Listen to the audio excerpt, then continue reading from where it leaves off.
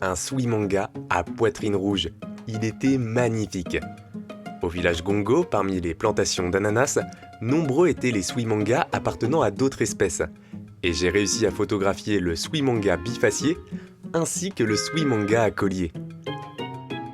Les mâles Suimanga ont un magnifique plumage métallique brillant, tandis que les femelles arborent un plumage plus discret.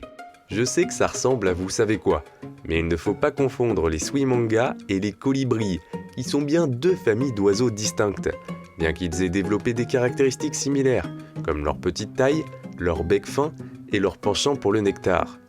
Les Suimanga forment la famille des Nectarinidae. Ils sont originaires de l'Ancien Monde, principalement présents en Afrique, en Asie du Sud et dans certaines régions de l'Océanie. Tandis que les colibris forment la famille des Trochilidae et vivent exclusivement dans les Amériques, du sud de l'Alaska jusqu'à la Terre de Feu, avec une diversité exceptionnelle dans les régions tropicales d'Amérique centrale et d'Amérique du Sud. Les Suimanga sont capables de faire du vol stationnaire pour butiner, mais ils se posent souvent sur les fleurs lorsqu'ils se nourrissent, car leur vol n'est pas aussi agile que celui des colibris. Certes, les Suimanga ont un bec long et incurvé, adapté pour extraire le nectar, mais ils se nourrissent aussi d'insectes pour compléter leur alimentation en protéines, ce qui les rend moins dépendants du nectar que les colibris. Ce qui est sûr, c'est qu'on est quand même face à un bel exemple de convergence évolutive.